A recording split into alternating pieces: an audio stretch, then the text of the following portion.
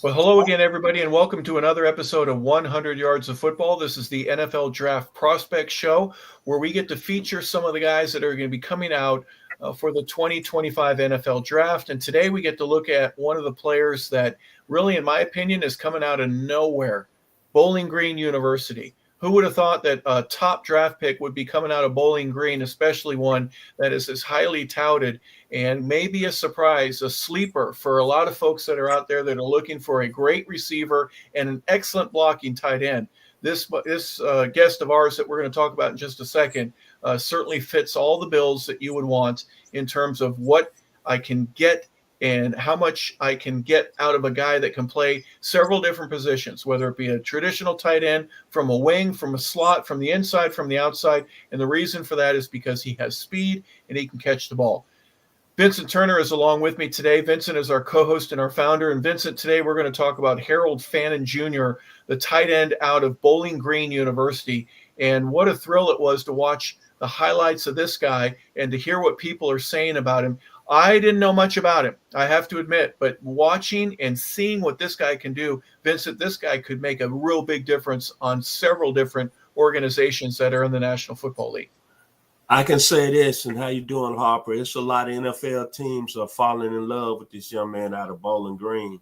Story is amazing. Had 0 offers, 0 recruited.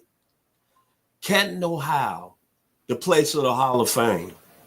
He went to McKinley High School, and I'm saying, okay, looking up the information, they've had some great people that's came through there, and I just can't understand. He played high school football. He played on the defensive side.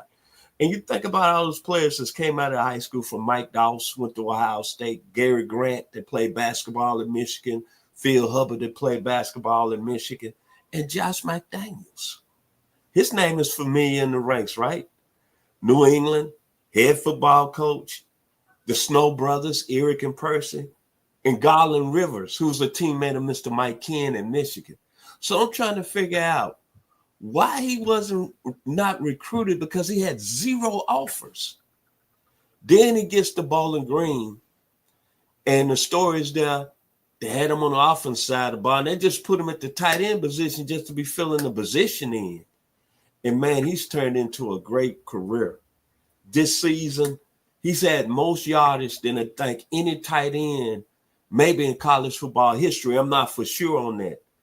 But, man, I was looking at his film yesterday on YouTube, and I can say this. This guy, as I heard one NFL scout say, he's a weapon at the highest level. What they did with him at Bowling Green, run him on sweeps, put him in the short passing game, his balance as a tight end, toughness, and yards after catch. He's pretty serious.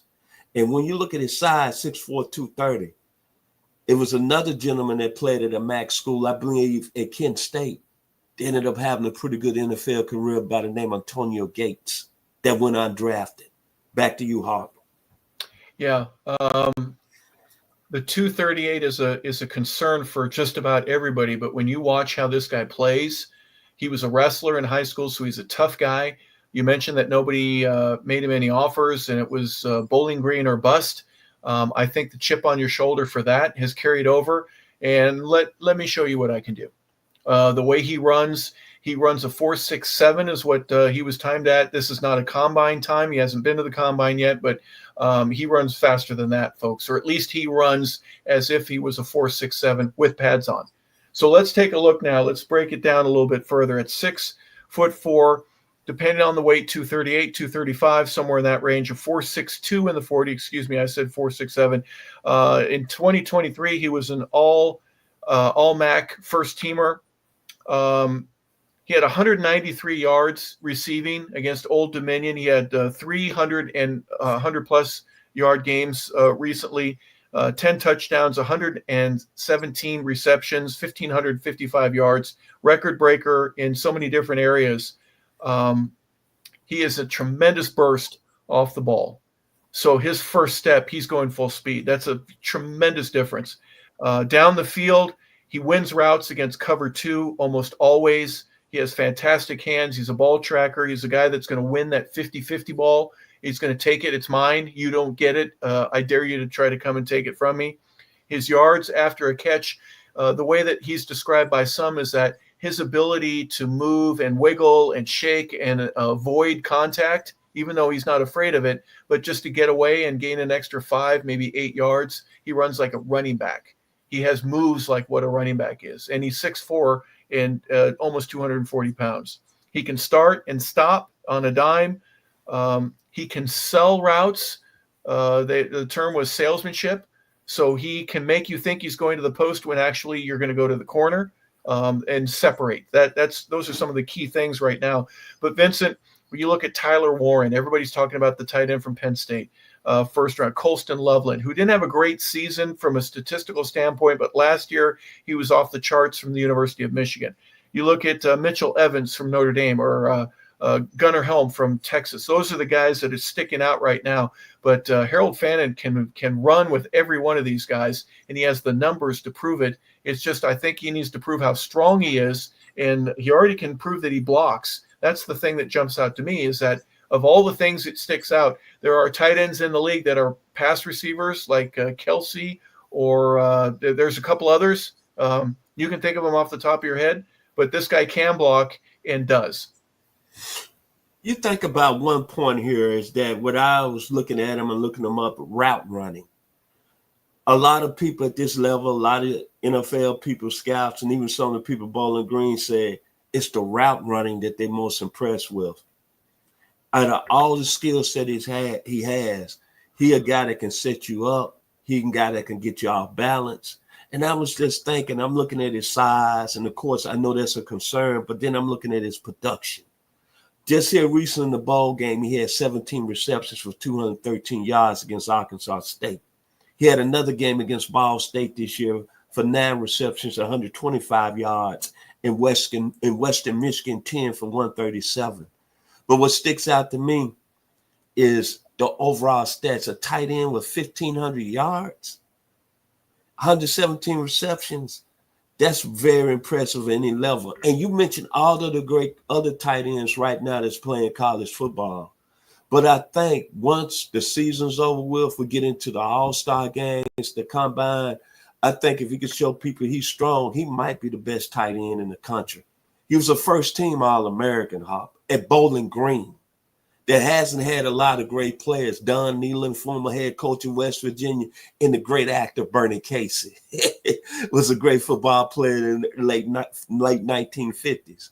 But man, I tell you, he's got that combination of John Mackey in him back in the day when I was a little boy watching, and Jimmy Giles. Let me get the pronunciation right. Alcorn State, because some people are going to be coming at me. I don't. A guy that can get down the seam deep. That's very impressive. This is a very impressive football player at the tight end position.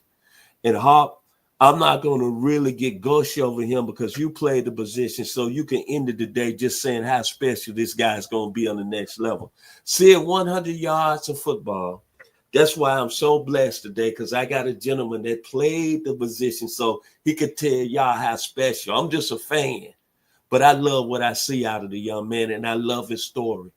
0 offers outside Bowling Green. And you can see what you can do. It's a saying that an old coach said. I don't want to say this. The 901, my middle school coach, Coach Mathis, it's not where you go. It's what you do when you get there. Back to you, Hop. Yeah, some of his critics would say that, you know what, he's running routes against lower competition. Wait till he gets into training camp and he goes against the all-pro linebacker. The speed is the difference maker for me. He'll learn how to run routes and get close to linebackers or safeties without making contact with them. That'll happen. But his aggressiveness to be able to go up and get the ball, that's mine, it's not yours, is something you can't teach. And he has it. And his hands in general are excellent. His hand-eye coordination. Those are some things that you can't teach. You either have it or you don't, and he certainly does. So he's moving up on several people's boards. If you were to look at some of the weaknesses that you have, he struggles against power edge rushers, but who doesn't, right? Everybody does, and that he'll get better at that. But the thing that I like about him is that he can block. There's some guys that can't. I've already mentioned that to you guys, but that will be a key factor for him as how well he improves to whether or not he gets to stay on the field by himself as a single lone tight end, or if they go two tights, where he's either a wing, where he's not asked to block the big guy as much, or he'll get help, or he's really going to go straight to the safety or the outside linebacker. His hands in tight pass coverage, limited styles that certain defenses, when he goes against top competition, that'll be a difference maker, again, from a training camp standpoint. And some people will criticize and say that he's not the traditional tight end. He's not a Mark Bavaro. And you mentioned Mackey, some of these older guys but he runs as well as Mackey does. That's the thing about him that makes a difference. So his overall speed, his run and catching ability, his hands, his ability to track the ball in the air are all pluses for him. And I think the sky's the limit for this young man. Final thoughts here on Harold Fannin. Football player, man. Love the story. Gets to Bowling Green, work on himself as a football player, and has turned himself into a high draft pick in the 2025 NFL draft. Back to you, Hawk. Yeah, the guys that I mentioned before, the Helms and the Lovelands and the Evanses, if it were between the two and he was on the board with them, I'm not sure what selection you make. But if you're looking for a single guy, if you're a playoff caliber team and you already have a tight end and you're looking for another guy that can get down the middle of the field, this might be a great addition for you. So maybe not a high first round pick, but maybe a late first rounder or a second rounder. He's going to make your team and he's going to make it better. So for Vincent Turner, for our producer, Logan Landers, our engineer, and for all that are a part of the 100 Yards of Football staff, we want to say thank you for tuning in to another episode of 100 Yards of Football, the NFL Draft Edition. Today we look at Harold Fannin Jr., the tight end out of Bowling Green. We appreciate you being a part of the show here today. Thank you so very much for doing so. So I'm Harper LaBelle saying thank you. Have a fantastic day, everybody. We appreciate you tuning in.